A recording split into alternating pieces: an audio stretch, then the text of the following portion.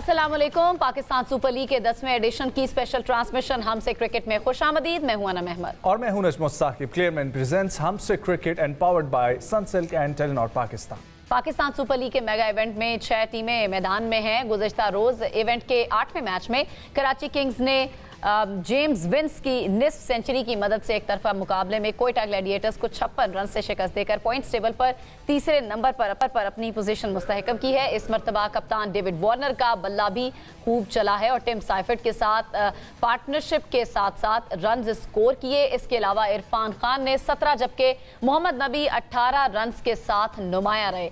Gladiators की जानिब से स्टार बॉलर मोहम्मद आमिर और अली माजिद ने 2-2 जबकि सियान एबट, अबरार अहमद और सऊद शकील ने एक एक विकेट हासिल की। एग्जैक्टली और जवाब में ग्लैडिएटर्स का कोई भी खिलाड़ी निस्फ सेंचुरी ना बना सका और कप्तान सऊद शकील 33 रन के साथ नॉट आउट रहे, जबकि मोहम्मद आमिर ने 3 छक्कों और 2 चौकों की मदद से 30 रन बनाए। कराची किंग्स हसन अली ने 3, मोहम्मद नबी और अब्बास अफरीदी ने 2-2 विकेटें हासिल की हैं। और आज इवेंट का 9वां मैच पेशावर ज़ल्मी और मुल्तान सुल्तान्स के माबैन रावलपिंडी क्रिकेट स्टेडियम में खेला जाएगा। इसी पर तबसरा और तज्ज़िया करेंगे हमारे साथ स्टूडियोज़ में इन्फॉर्मेटिव क्रिकेटर यासिर हमीद। अस्सलाम वालेकुम। वालेकुम अस्सलाम। खैरियत से आप यासिर भाई? ठीक है। और हमें वीडियो लिंक पर ज्वाइन करें इन्फॉर्मेटिव क्रिकेटर हसन रजा। अस्सलाम वालेकुम हसन भाई। वालेकुम सलाम, कैसे हैं आप? ठीक ठाक? उम्मीद करते हैं आप भी खैरियत से होंगे। उम्मीद करते हैं आपकी जल्द वापसी होगी। हाँ इंशाल्लाह। और हमारी ये लेफ्ट साइड भी जो है ना ये फिल होगी। सो कल हमने मैच देखा, लेकिन अगेन वही वाली एक्सपेक्टेशंस जो थी कि एक टक्कर का मुकाबला होगा, टक्कर का मुकाबला वन साइडेड था। और लेकिन कराची किंग्स जो है वो वापस फॉर्म में आता हुआ नजर आया। लोग देखें, टॉस बड़ा वाइटल था इस मैच में, क्योंकि ये तीसरा मैच था जो इस पिच पे खेला जा रहा था। और अगर आपने बॉडी लैंग्वेज देखी हो डेविड वार्नर की, तो टॉस जीत के वो ही वॉज वेरी हैप्पी। तो बहुत ही अच्छा स्टार्ट लिया मैं समझता हूँ डेविड वार्नर और टिम साइफर ने। पहले 6 ओवरों में 59 स्कोर किए, मेरे ख्याल से it was a great start. और उसके बाद जैसे ही स्पिनर आए तो आपने देखा बॉल जो है होल्ड होना शुरू हो गया पिच में, बॉल होल्ड हो रहा था। तो डेविड वार्नर की विकेट गई और देखते ही देखते हमने देखा 6 ओवर जब ख़त्म हुए हैं तो सऊद शकील जो है वो दूसरे एंड से आ गए। उन्होंने पूरा एसेस कर लिया था पिच को कि यार पिच में बॉल होल्ड हो रहा है। तो उसके बाद सऊद शकील ने आके अच्छी बॉलिंग की, छोटे छोटे बॉल किए, वहाँ पे एक और बड़ी विकेट मिल गई। मेरे ख्याल से जो मोस्ट इम्पॉर्टेंट और टर्निंग जो मोमेंट था ना मैच का, वो था जब सऊद शकील ने रन आउट मिस किया। यस। और किया भी जेम्स विंस का। जेम्स विंस जो है वो आखिर तक खेले 70 रन बना के गए और एंकर शीट एंकर का रोल उन्होंने अदा किया। मतलब टोटली उन्होंने अपनी डायमेंशन चेंज की इस इनिंग में। वो मतलब वो वैसे तो वन डायमेंशनल कहते हैं कि यार आते हैं हिट मारते हैं ये वो उन्होंने आके सिचुएशन को अडॉप्ट किया। तो दैट्स हाउ गुड प्रोज और गुड प्लेयर्स डू। मतलब हमें इस चीज़ से सीखना चाहिए कि जहाँ पे आपकी शॉट्स नहीं लग रही वहाँ पे आपने बॉक डाउन किस तरह करना है, किस तरह आपने विकेट पे स्टे करना है। तो मेरे ख्याल से जेम्स विंस की जो विकेट थी बड़ी इंपॉर्टेंट थी कराची किंग के पॉइंट ऑफ व्यू से। और उन्होंने मोमेंट्स का वेट किया कि जहाँ पे उनका वीक लिंक है, वीक लिंक कौन सा है। तो फिर वहाँ पे हमने देखा कि यार जो फास्ट बॉलर आए, फ़हीम अशरफ वगैरह, जिन्होंने शॉर्ट ऑफ लेंथ बॉलिंग की, उनका वेट किया उन्होंने। Exactly. और उसी पे एक ओवर में 15 लिए, दूसरे में 17 लिए, तो उनका स्कोर जो है 175 हो गया। तो मेरे ख्याल से एक तो टॉस बहुत इंपॉर्टेंट था, उसके बाद कैपिटलाइज बड़ा अच्छा किया उस पर उन्होंने। कराची किंग्स ने उस टॉस को यूटिलाइज बहुत अच्छा किया है और एक अच्छा टारगेट सेट किया। और मेरे ख्याल से कोयटा ग्लैडिएटर जो है उसकी बैड लक, उनकी बैड लक भी नहीं, लेकिन एग्जीक्यूशन अच्छा खेले भी नहीं ना, एग्जीक्यूशन भी ठीक नहीं थी। हसन भाई, आपकी नज़र में what went wrong with Quetta Gladiators yesterday? देखिए, एक तो बड़ा अच्छा कन्विंसिंग जो है विनिंग हुई है कराची किंग्स की। और कोयटा में यही है कि सऊद शकील अगर अच्छा खेलते हैं, टॉपर अच्छा खेलता है, की फैक्टर जो है वैली रोसो हैं, जो कि इस PSL की सीजन में अगर आप जितने भी उठा के देखें, PSL जब से शुरू हुई है अबू धाबी और शारजाह से, आउटस्टैंडिंग प्लेयर रहे, मुल्तान सुल्तान का हिस्सा भी रहे वो, और आउटस्टैंडिंग इनिंग्स के लिए। तो वो एक लंबी इनिंग्स खेलने में जो है अभी तक वो नजर नहीं आ रहे। जिस तरह से आप की जो फॉरेन कंट्री के प्लेयर्स होते हैं, ओवरसीज प्लेयर्स, अगर वो अच्छी इनिंग खेलते हैं, वहाँ से आपको एक मोमेंटम मिलता है। ये इंपॉर्टेंट था। सऊद शकील ने पहले प्रीवियस मैच में देखें आप तो 50 रन की इनिंग खेली थी। हसन नवाज जो चिपिंग करते हैं मिडिल में आके, तो वहाँ पर मेरे ख्याल में सिर्फ थोड़ी सी बैटिंग क्लैप्स हुई है। और जिस तरह से आप बात करें टिम साइफर्ट की और जेम्स विंस की आउटस्टैंडिंग नो डाउट, उनकी उससे पहले भी हमने पार्टनरशिप लगाई है कुलदीप साथ और जेम्स पार्टनरशिप रहेगी, तो जहाँ पर मोमेंटम बनता है विद आफ्टर 6 ओवर्स, तो वहाँ पर कोई भी टीम 230-35 रन करती है, और जहाँ पर उनका जो है वो मिडिल ऑर्डर अच्छा नहीं खेलता, तो वहाँ पर वो बिल्कुल वन साइड मैच हो जाता है और 180-170 रन करते हैं। और आपकी नजर में टॉस का कल, जिस तरह यासिर भाई बात कर रहे थे, टॉस का कितना रोल रहा कल की गेम में? देखिए, टॉस तो T20 में डजंट मैटर, टॉस का रोल तो पाकिस्तान में चल रही होती है, अर्ली मॉइस्चर होता है थोड़ा सा टॉस पे भी और पिच पे भी होता है, मगर फिर भी ये है कि आपको उस टाइम एक पार्टनरशिप लगानी पड़ती है early on. T20 format 120 ball है, इसमें आप रन भी चेस करते हैं और पहले बैटिंग भी करते हैं, आप अपनी स्ट्रेंथ देखते हैं कि बैटिंग में आप कितने रन अच्छे कर सकते हैं 6 ओवर में पावर प्ले में, मिडिल ऑर्डर में आपकी 2-3 पार्टनरशिप लगती है, वहां से आप रन गेन करते हैं और वहां से फिर आपकी विकेट हैंड्स रहती है, फिर आप अच्छा टारगेट सेट कर सकते हैं। तो यही इंपॉर्टेंट रोल था कि कराची किंग्स में जो है किंग कॉम्बिनेशन बना हुआ है, नबी ने जिस तरह से आके फिनिश किया 18 स्पिनिंग के लिए, और यही चीजें कि पार्टनरशिप अगर लगेगी तो आप मैच को लंबा लेके जाते हैं और किंग कॉम्बिनेशन लेके आते हैं। टोटली एग्री टू हसन भाई, लेकिन टॉस वाला जो पॉइंट है उसमें मैं बोलूँगा कि चाहे अर्ली ऑन फ़ायदा आपको सिर्फ थोड़ा सा होता हो, लेकिन वो पहले बैट करने का जो इस वक्त बेनिफिट मिल रहा है रावलपिंडी क्रिकेट स्टेडियम में, वो इस्लामाबाद यूनाइटेड बार बार इसीलिए मैच जीत रहे हैं। तो ये तो मैं आपसे भी पूछने वाला था कि अब तो ये तय हो चुका है कि जो भी टॉस जीत रहा है वो पहले बैट की तरफ ही जाएगा, क्योंकि ऑब्वियसली नजर आ रहा है। लेकिन उसके अलावा भी हम जरा अगर बाकी कंडीशन देखें ग्राउंड की, तो आपको लग रहा है कि बॉलर्स के साथ बिल्कुल सही है, बॉलर्स अपनी पोटेंशियल जो दिखा रहे हैं उनको उतना ही रिजल्ट भी मिल रहा है, या फिर सिर्फ और सिर्फ बैटिंग विकेट है? क्योंकि आउटफील्ड भी आप देखें तो बहुत तेज हुई है इस वक्त स्टेडियम की। देखें, आउटफील्ड तो तेज़ होगी, बाउंड्रीज भी छोटी होंगी। हमें पता है कि ये जो T20 क्रिकेट है बैट्समैन की क्रिकेट मानी जाती है, ठीक है। और कल की जो पिच थी मैं समझता हूँ कि it was not easy to bat. अगर इजी टू बैट होती तो क्वेटा ग्लैडिएटर जो है आराम से टारगेट चेज करता, लेकिन आपने देखा उनकी विकेट्स भी गिर रही थी। साथ में आपने सऊद शकील का देखा है कि उसने 40 बॉलों पे 33 रन किए। मतलब आप सऊद शकील कैप्टन है क्वेटा ग्लैडिएटर के, उनकी एक तो अप्रोच मैं समझता हूँ कि इट वाज नॉट राइट। विकेटें भी गिरती रही नो डाउट, बट जब आप क्या थी और क्या होनी चाहिए थी ये देखिए, उनकी अप्रोच ये थी कि ऑब्वियसली जो क्वेटा ग्लैडिएटर का प्लान ये था कि सऊद शकील के अराउंड हमने खेलना है। अच्छा, ठीक है, वो हमारा शीट एंकर है, कैप्टन बहुत अच्छा खेले हैं, पहला मैच, दूसरे मैच में फ्लॉप हुए, बट सऊद शकील ऐसे प्लेयर हैं, सऊद शकील ऐसे प्लेयर हैं कि वो उनको कॉम्प्लीमेंट मिलता है जब सामने से तो वो अच्छा खेलते हैं। लेकिन कल के मैच में सिचुएशन ऐसी थी कि उन्हें फ्रंट फुट पे आना चाहिए था। जब विकेट्स गिर रही थी तो उनको चाहिए था कि वो स्ट्राइक ज्यादा अपनी तरफ, हम इस वक्त तो ये भी नहीं स्ट्राइक ज्यादा रोटेट करते। अंडर प्रेशर तो नहीं आ सकते क्योंकि 175 कोई बहुत बड़ा भी टोटल नहीं था। देखिए, जब आपकी 35 पे 4 आउट हो जाए तो फिर आप मुझे बताएं कि आपके लिए तो उतनी ही रिस्पॉन्सिबिलिटी भी यासिर भाई ज्यादा आ जाती है ना इन प्लेयर्स पर। एक तरफ सऊद शकील ने 33 रन बनाए 40 बॉल्स पर, एक तरफ डेविड वार्नर ने 31 रन बनाए 20 पर, तो ये देयर इज अ डिफरेंस। अच्छा, आपको याद हो तो हम लोगों ने एक फार्मूला डिस्कस किया था T20 का, बैटर के लिए 20 बॉलों पे 30 रन, ठीक है। ये एक ऐसा फार्मूला है कि डेविड वार्नर जैसा प्लेयर 20 बॉलों पे 30 कर रहा है। मैं ये नहीं कह रहा कि वो 30 करने के लिए आया था, वो लंबी इनिंग खेलने के लिए आया था, बट आपका जो पहला टारगेट है ना वो 20 बॉल पे 30 रन है। चाहे आप बाबर आजम है, या चाहे आप साहबजादा फरहान है, चाहे आप डेविड वार्नर है, चाहे आप यंगस्टर है, आपका जो पहला टारगेट होना चाहिए T20 में वो 20 बॉलों पे 30 रन है। उसके बाद जब आप पहले टारगेट को अचीव करेंगे तो फिर आप आगे का सोचेंगे। अच्छा देखें, कुछ प्लेयर्स होते हैं कि वो जल्दी आउट हो जाते हैं आगे, हमें पता है कि इनका पोटेंशियल है, वो 100 भी कर सकते हैं, 50 भी कर सकते हैं, लेकिन वो छोटे छोटे अपने लिए स्टेप्स नहीं बनाते। स्मॉल गोल्स जो होते हैं, स्मॉल स्टेप्स जो होते हैं वो आपको बड़े स्टेप्स की तरफ लेके जाते हैं। तो मेरे ख्याल से ये भी यहाँ से हमें इस चीज़ का भी देखना चाहिए, इस चीज़ को समझना चाहिए कि T20 cricket is not about 180s and 50s, it's about 30 but smart 30, 20 balls 30, 20 balls 15 ball 25। तो ये वाले स्कोर जो है आपको, क्योंकि टोटल 120 बॉल की इनिंग्स है, बॉल की इनिंग है, तो आप अगर इस तरह खेलोगे तो आपको ये फायदा होगा। ये मॉडर्न डे क्रिकेट है और ये मॉडर्न डे बैटिंग भी है। या हसन भाई जिस तरह भी बात कर रहे थे कि जिस तरह स्मार्ट तरीके से रन्स बनाने, मोहम्मद आमिर ने कल बेहतरीन बॉलिंग भी की और फिर उन्होंने रन्स भी बनाए, उन्होंने 30 रन्स बनाए 16 बॉल्स पे एक बॉलर होते हुए। बिल्कुल, चौके भी लगाए उन्होंने, छक्के भी लगाए, और एज ए ऑलराउंडर के तौर पे जब उन्होंने क्या किया तो वो बैटिंग भी करना जानते थे। अगर नेशनल टीम पाकिस्तान टीम अगर आप देखें तो अबू धाबी में एक ओवर में 2 छक्के लगाए थे अगेंस्ट साउथ अफ्रीका के, तो टेलेंटर कहीं ना कहीं बैटिंग में कामयाब हो जाते हैं एज ए बॉलिंग ऑलराउंडर। तो उनका एक्सपीरियंस तो है नो डाउट, इतनी क्रिकेट उन्होंने खेली हुई है, और जहाँ पर टीम जब लिफ्ट नहीं कर रही होती है या गिर रही होती है, तो वहाँ पर कुछ बैटर ऐसे होते हैं ऑलराउंडर के तौर पे उभर के सामने आते हैं। हमने पास में बहुत सारे ऑलराउंडर देखे, अजहर महमूद, अब्दुल रज़ाक जैसे, कि उन्होंने जो है एज ए राउंडिंग में बड़ी परफॉर्मेंसेस दी हैं, तो ये इंपॉर्टेंट रोल था। और जहाँ पर देखा कि मोहम्मद आमिर बॉलिंग कर रहे हैं और बॉलिंग जिस तरह से वो कर रहे हैं PSL में आउटस्टैंडिंग।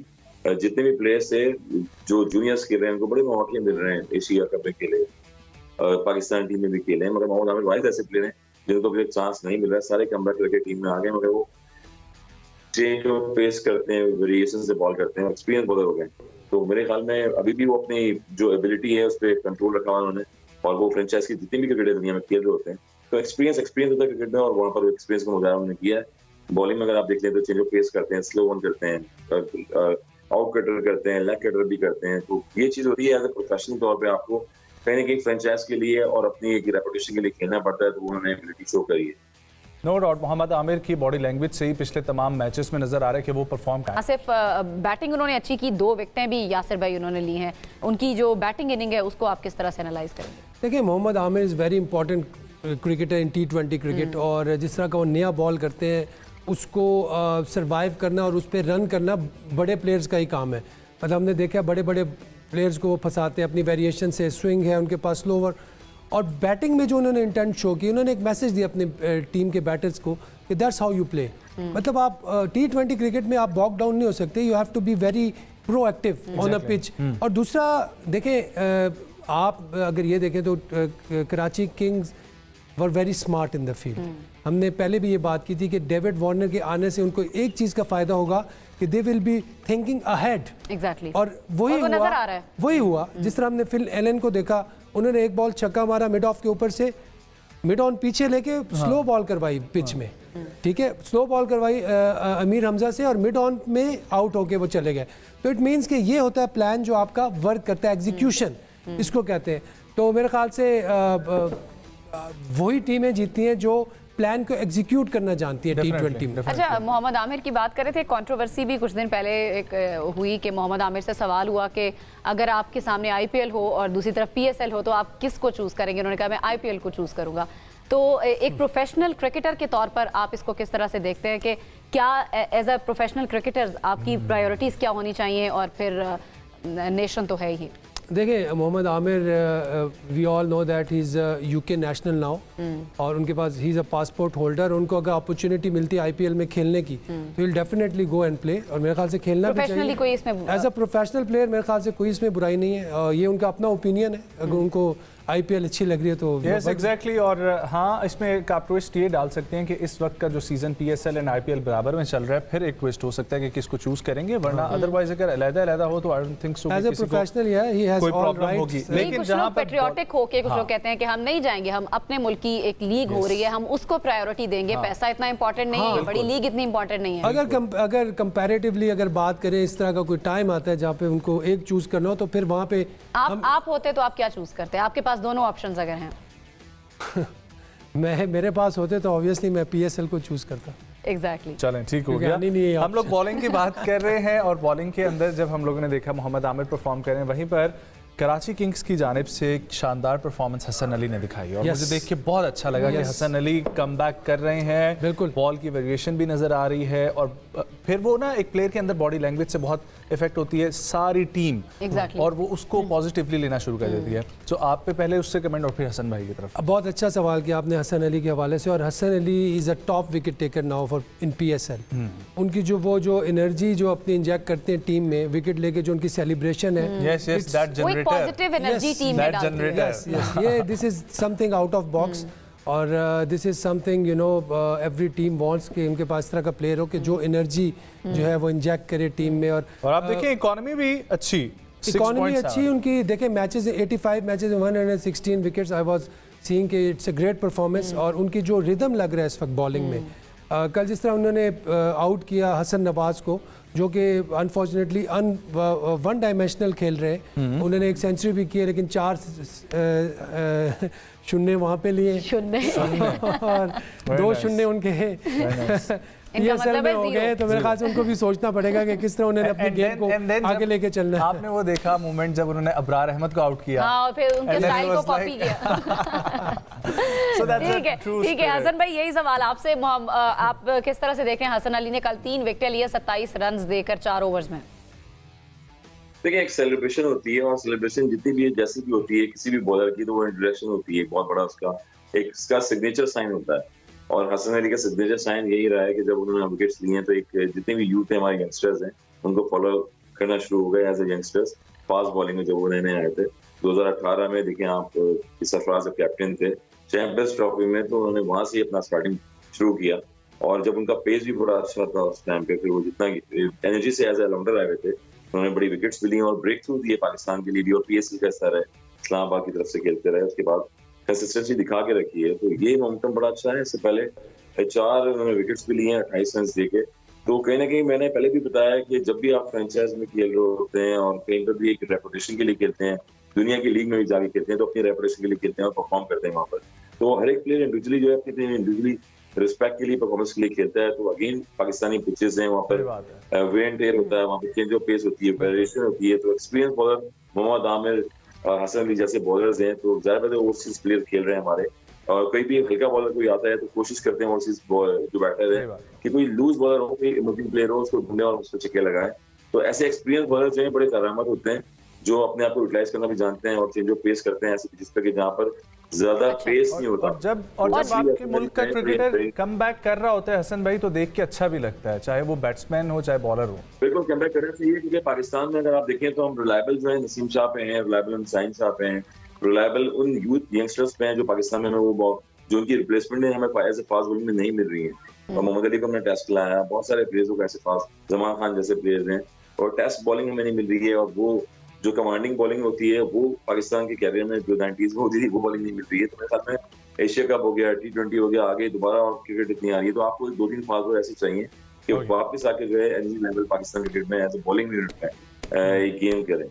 बिल्कुल सही। अच्छा, अभी मोहसिन नकवी भी मीडिया से बात कर रहे थे और ये खबर चल रही है कि वो अनाउंस कर रहे हैं कि Pakistan women cricket team world cup खेलने भारत नहीं जाएगी। उन्होंने एक अपना स्टांस जो है वो क्लियर रखा है। आपकी नज़र में बिल्कुल सही फैसला है जो जिस तरह भारत ने हमारे साथ किया? बिल्कुल ठीक फैसला है, और जिस तरह उन्होंने किया बिल्कुल उसका इनका जवाब पत्थर से ही देना चाहिए। और ऑब्वियसली देखें, पाकिस्तान ने हमेशा अपना स्टांस यही रखा है कि यार let's forget about everything and move on. तो वो अब जब मूव ऑन नहीं करना चाहते तो ऑब्वियसली इनको भी अब भारत के ऊपर है कि वो न्यूट्रल वेन्यू डिसाइड करें और कहां पर मैचेस यस बिल्कुल, ये तो मेरा डिसाइड बिल्कुल बनता है, इस पे तो कोई मेरे ख्याल से बात होनी नहीं चाहिए। This is the right decision जो मेरे ख्याल से उन्होंने मोहसिन नकवी ने किया। इस पे हमने हमेशा से यही कहा है कि यार हमने हमेशा से भारत को पाकिस्तान क्रिकेट बोर्ड की तरफ से भी, नेशन की तरफ से भी काफ़ी अच्छे जेस्चर्स मिले, लेकिन उनकी वैसे भी 2027 तक तो चाहे मेंस टूर्नामेंट है या कोई भी आ रहा है वो इंडिया नहीं जाएगी, उसी तरह होना चाहिए। हसन भाई आपका पॉइंट क्या है इसके ऊपर? एग्जैक्टली 2027 अगर आपने ऐसे लोग कहा जैसे कि अभी तक आप कोई मोमेंटम नहीं होगी और इसी पे रह गया, जैसे एशिया कप आया था और रिजर्व डे भी रखा गया इसमें, और बहुत सारी जो लीगें होती रही हैं बीच में, पाकिस्तान टीम ट्रैवल करती रही है। कोविड के दिनों में आप देखें तो आईसीसी ने पाकिस्तान के लिए जो है सारी इंस्ट्रक्शन दी थी और दूसरी टीमों को होम कंडीशन में खिला दिया। तो मेरे ख्याल में फेवरिज्म तो कहीं ना कहीं चलता रहता है, चल रहा है, क्योंकि पाकिस्तान वुमेन्स टीम में जीत गया है और अपनी क्रिकेट को बेहतर करने के लिए जहां पर एज ए स्पोर्ट्समैन स्पिरिट होती है वो दिखाता है पूरी दुनिया में। तो यही इंपॉर्टेंट है कि पाकिस्तान की जो टीम है, पाकिस्तान का बोर्ड है, वो अपना पॉजिटिव साइन तो अपना इमेज जो बरकरार रखता है और दुनिया में एक मेंशन करता है कि हम वेलकम करते हैं सारी टीम को। जिस तरह से पीएसएल आई हुई है, अबू धाबी शारजा शुरू हुई है और पाकिस्तान के ओवरसीज प्लेयर्स, दुनिया के ओवरसीज प्लेयर्स जो है पाकिस्तान में आके अब खेल रहे हैं और पहले भी खेलते रहे पास में। तो मेरे ख्याल में डजंट मैटर, पाकिस्तान क्रिकेट को, अपनी पाकिस्तान की यूथ को, अपनी जनरेशन को, अपने जो स्केड्यूल है पाकिस्तान क्रिकेट बोर्ड के, उनको स्ट्रॉन्ग करना चाहिए। और डजंट मैटर कोई टीम तो आती रहे। एक तो यासिर भाई 2027 तक तो जो जिस तरह डिसाइडेड है बिल्कुल वैसा होना चाहिए, टेट फॉर टैट होना चाहिए, लेकिन उसके अलावा आपको क्या लगता है सियासत से बिल्कुल अलग रखना चाहिए क्रिकेट को, किसी भी इवेंट को? क्योंकि मैंने काफ़ी भारतीय क्रिकेटर्स को ऑन एयर बात करते हुए सुना, वो कह रहे हैं नहीं जी पाकिस्तान के साथ क्रिकेट नहीं होनी चाहिए, हम पाकिस्तान के साथ खेलना नहीं चाहते। ऐसे क्रिकेटर्स जो पाकिस्तान के साथ खेल चुके हैं ऑलरेडी। एब्सोल्युटली, देखें मेरे ख्याल से ये जो इस तरह के जो स्टांस हैं या इस तरह की बातें जो हैं वो एक क्रिकेटर को, मैंने पहले भी बात की थी कि सूट नहीं करती, शोभा नहीं देती, सूट नहीं करती। क्रिकेटर का काम है खेलना, खिलाड़ी का काम है खेलना, और this is a great binding force sports. और हमेशा से पाकिस्तान, देखिए पाकिस्तान और इंडिया की अगर आप हिस्ट्री उठा के देखें तो 2007 तक पाकिस्तान ने डोमिनेट किया है स्पोर्ट्स में, क्रिकेट में, नाउ देयर टाइम। लेकिन हम लोगों ने उनको मैदान में रख के डोमिनेट किया है, वो हमें मैदान से बाहर निकाल के डोमिनेट करना चाहते हैं। और बिग थ्री का हिस्सा बनकर किसी भी तरह पाकिस्तान को साइड पे कर ये चीजें भी तो हो रही ना इंटरनेशनल क्रिकेट काउंसिल में जिस तरह से। एब्सोल्युटली, लेकिन इस बार देखें चैंपियन ट्रॉफी पे इंग्लैंड क्रिकेट बोर्ड ने भी बड़ा जो है वो रिजिड स्टांस ली है और उनकी भी स्टेटमेंट्स आई हैं, उनके जो क्रिकेट पंडित्स हैं उनकी बातों, उनकी स्टेटमेंट्स आई हैं कि दैट वाज नॉट फेयर कि यार इंडिया एक ही वेन्यू पे सारे मैचेस खेल रहा है चैंपियन ट्रॉफी के। और आप देख लें कि बहुत हैसल होता है एक प्लेयर, एक टीम जब मुल्तान से जाके दुबई में खेलती है फिर वापस आती है मुल्तान में, तो बाकी टीमों को उन्होंने सारों को रोटेशन पे रखे होते, लेकिन India was still there and they were playing at only one venue. तो आप किसी भी टीम को, अगर इंडिया की जगह कोई भी टीम होती एक ही वेन्यू पे सारे मैचेस खेलती तो एडेड एडवांटेज उनको मिलना था। चलो इंशाल्लाह वी होप कि अब जो है ना हमारा जो भी वुमेन टीम का फैसला होता है उसके साथ 2027 तक मेल का भी जो फैसला है। एक छोटा सा ब्रेक शामिल करते हैं, वापस आएंगे हमारे।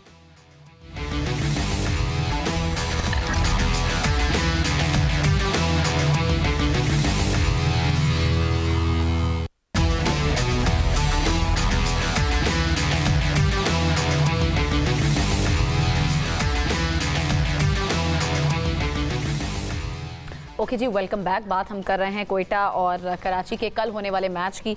यासिर भाई, कोयटा की बैटिंग पर एक मरतबा फिर से बात करते हैं। सऊद शकील 40 जो बॉल्स हैं वो खेलकर सिर्फ 33 रन वो बनाते हैं। क्या इंटेंट उनका कल आपको नज़र आया? मैच जीतने वाला इंटेंट कहीं से था? देखिए सऊद शकील बहुत अच्छे प्लेयर हैं, टेस्ट प्लेयर हैं हमारे, और ही is a very class player, technically is very equipped. लेकिन कल उनको थोड़ा सा असेस करनी चाहिए थी कंडीशंस। एक तो फिन एलन जब आउट हुए तो वहीं से उनको चार्ज संभालना चाहिए था, क्योंकि पहला जो चौका मारा है ना सऊद शकील ने, that was excellent shot on the up उन्होंने खेला। उनको पता चल गया था कि उनके बल्ले पे आ रहा है बॉल, लेकिन स्टिल उन्होंने इसी स्ट्रेटजी से खेला कि यार जो सामने वाला बैट्समैन आ रहा है तो वो मारे और मैं जो है मेरे अराउंड खेलें। लेकिन मेरे ख्याल से कल ये ट्रिक मिस की है सऊद शकील। अगर शुरू में ही स्ट्राइक ज़्यादा लेते और अपने प्लेयर्स को जो अपने साथ वाले खेलने वाले उनको सेव करते तो शायद ये गेम का रिजल्ट कुछ और होता। सऊद शकील ने यही किया है। देखिए उनका प्लान भी यही है कि जो बाकी, जिस तरह बाकी प्लेयरों की आप बात कर लें तो हसन नवाज जो वो 3 पे आए हैं उनके, ठीक है, और मेंडिस हैं वो 4 पे हैं। हसन नवाज आते ही आउट हो गए, जिस तरह हम देखते हैं वो आते लेकिन हसन नवाज को लेने की वजह तो शायद उनकी वो सेंचुरी भी हो सकती है ना। देखिए हसन नवाज की खैर ड्राफ्टिंग बिफोर दैट सीरीज़ हुई है, वहाँ पे जो 100 किया उससे पहले ही क्वेटा ग्लैडिएटर ने उनको चूज़ किया। लेकिन हसन नवाज का जो प्रॉब्लम है वो थोड़ा सा ना अब एक ऑब्वियस होता जा रहा है कि he is playing with one dimension. मतलब उनको ये नहीं पता कि यार बॉल जब हो रहा हो तो छोड़ना किस तरह है या सिंगल्स, ये शायद आती है उनको, लेकिन ये चीज इनको अडॉप्ट करनी पड़ेगी अगर उन्होंने बड़े लेवल पे सरवाइव करना है। टेक्निक्स में प्रॉब्लम है, टेक्निकली सेटअप, माइंड सेट का प्रॉब्लम है। उन्होंने यही सोचा कि मैं डोमिनेट करूंगा, लेकिन डोमिनेट का भी एक तरीका होता है और एक फार्मूला होता है। हसन भाई आप कुछ ऐड करना चाह रहे हैं इसमें? मैं ऐड ये करना चाह रहा हूँ, यासिर अली खुद टेस्ट प्लेयर भी रहे हैं और जितनी टेक्निक से क्रिकेट खेलते थे तो क्लोज टू द बॉडी से कहते हैं बॉल को आप क्लोज लेके आएंगे फॉल करेंगे। न्यूजीलैंड में अगर आपने देखा होगा कि वो अवे टू द बॉडी खेल रहे थे शॉट्स। तो जितने भी कोचेज होते हैं तो सबसे पहले बेसिक चीजें प्लेयर को बताते हैं कि जितना क्लोज टू द बॉडी आप शॉट खेलेंगे वहां पर आपको शॉट हिट लगेगी। और यासिर अली भी as a player as opener आए थे पाकिस्तान टीम में खेलने, इनका 40 से ऊपर एवरेज भी रहा है। ये जब भी खेलते थे ऑन साइड पे तो close to the body shots खेलते थे। तो ये बेसिक टेक्निक ऐसी होती है कि मॉडर्न क्रिकेट हो गई या दुनिया की क्रिकेट हो गई, आप देखें कि वाहिद एक सहवाग जैसे प्लेयर है जो अवे टू द बॉडी खेलते थे, कट और पुल शॉट, अपिश शॉट खेलते थे। बाबर आजम से आज अपिश शॉट क्यों नहीं लगते हैं? वो इसलिए नहीं लगते हैं कि वो क्लोज टू द बॉडी खेलते हैं। जो एरिया उनका होता है खेलने का वहां पर वो खेलते हैं, वो लंबे रिजवान की तरह हिटे नहीं लगाते हैं। तो मेरे ख्याल में एक स्पेसिफिक चीजें ऐसी होती हैं एक प्लेयर के लिए कि आपको टेक्निक को अपनी day by day international level पे इम्प्रूव करना पड़ता है। जहाँ पर बॉलिंग होती है वहाँ फास्ट पिचेज होती हैं। तो हसन नवाज का भी यही प्रॉब्लम है कि वो अर्ली ऑन जो एज ओपनर जाएंगे, आप ये शुरू में जाएंगे नंबर 3 पे ओपनर, तो नए बॉल से इतने इजी हिट नहीं लगती हैं। उसके लिए आपको एक्स्ट्रा जो है बॉल को वेट करना पड़ता है और बॉडी को साथ लेके आना पड़ता है। बैट का और बॉल का मिलाप होना चाहिए, जहाँ आपके स्ट्राइक रेट होता है, ये इंपॉर्टेंट चीज होती है। तो ऐसे यासिर में ज्यादा बेहतर जानते हैं इस चीज को। आप भी कुछ कहना चाहते हैं? बिल्कुल, वे टू द बॉडी खेलते हैं वो, थोड़ा दूसरे बॉडी के करीब खेलना चाहिए। दूसरा हेड ऑन द बॉल होता है। जब भी आप बड़ी शॉट खेलते हैं या आप ड्राइव खेलते हैं या आप कोई भी शॉट खेलते हैं तो आपका जो हेड होता है बॉल पे होता है, ठीक है। थोड़ा सा ये प्रॉब्लम भी नज़र आ रहा है कि वो उनका हेड भी थोड़ा सा वे खेलते हैं। तो ये चीज़ें जो है ये बड़ी आजकल जो है बड़ी ज़रूरी हो गई हैं। ख्वाजा नाफे और काफ़ी सारी देखिए, ख्वाजा नाफे इनको लास्ट ईयर क्वेटा ने जब ड्राफ्ट किया था तो इन्होंने लाहौर के अगेंस्ट बड़ी अच्छी इनिंग खेली थी पहली, बड़ा प्रॉमिस शो किया था, उसमें 70-80 रन किए थे। लेकिन उसके बाद वो भी एक अपने शेल में चले गए। मतलब एक इनिंग खेल के आप इतना बड़ा गैप है, उसके बाद दूसरी इनिंग नज़र नहीं आई।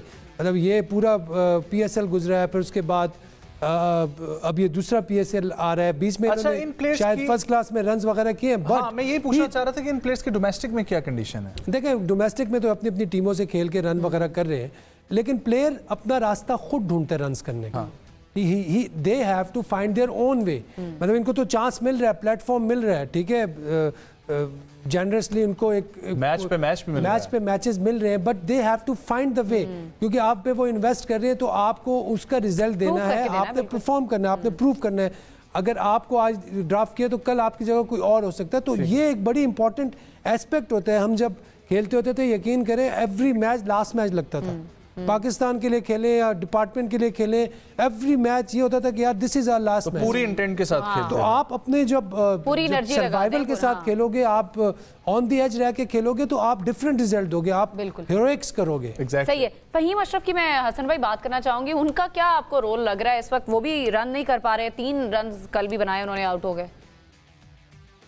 देखिए, एक तो इस्लामाबाद यूनाइटेड से वो खेलते रहे काफी अच्छे तक, फ्रेंचाइज लीग के लिए हमने पहले ही बताया कि जो भी प्लेयर मोहम्मद आसिफ हो गए, फुजल शाह हो गए, नसीम शाह हो गए, ये सारे फ्रेंचाइज लीग खेले।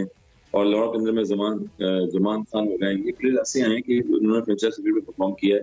फिर ये पाकिस्तान टीम के T20 स्क्वाड में शामिल हुए, फिर उसके बाद T20 वर्ल्ड कप में शामिल हो गए। यही इंपॉर्टेंट होता है कि फहीम अशरफ कंसिस्टेंसी पिछले 4-5 साल से टीम के साथ भी रहे। एंड पे अगर आप देखें तो लोग चैंपियंस ट्रॉफी में नाम आया कि लोगों ने कहा यार प्लेयर कोई अच्छा नहीं खेल रहे हैं, तनकीद हुई उन पे। हाँ, तनकीद भी काफी हुई इन पे। और फहीम अशरफ जो है वो टेस्ट क्रिकेट में भी सेंचुरी करी उन्होंने एज ए ऑलराउंडर के तौर पे आए। और फिर उनका जो नाम जो है वो सरफहरिस्त में ऐसा आया हुआ है कि हम फौरन से जल्दी प्लेयर को बोल लेते हैं कि यार ये हमें अब्दुल रज़ाक की नजर में मिल गया है, हमें अजहर महमूद की नजर में मिल गया है। इनकी रिप्लेसमेंट के लिए जो प्लेयर्स थे उन्होंने परफॉर्मेंसेस दी हुई थी, बॉलिंग में भी और बैटिंग में भी। तो फहीम अशरफ को चांसेस तो मिलते जा रहे हैं, मगर आप इंटरनेशनल लेवल पे आप जितनी भी टॉप क्लास क्रिकेट खेलते हैं एज ए प्रोफेशनल, जहाँ प्लेयर्स बहुत ज्यादा ओवरसीज कंट्री के होते हैं, उनमें किस तरह परफॉर्म कर रहे हैं, डे बाय डे इम्प्रूवमेंट की वो नजर नहीं आ रही है। एज अगर आप देखें तो बैटिंग में देखें तो 30 से 35 रन करने चाहिए कि जब आप एज ए ऑलराउंडर खिलाते। अमर वसीम की मिसाल हम देते हैं कि वो एज ए ऑलराउंडर खिलाते थे, मगर देखें पाकिस्तान में चलो उन्होंने रन किए बैटिंग में, मगर बॉलिंग में एज ए ऑलराउंडर जो खेलते रहे, ये उनको इंप्रूवमेंट करनी पड़ेगी। ठीक हो गया, एक ब्रेक पे जाएंगे, वापस आएंगे तो आज के मैच पेशावर ज़ल्मी वर्सेस मुल्तान सुल्तान के ऊपर डिस्कशन करेंगे। हमारे साथ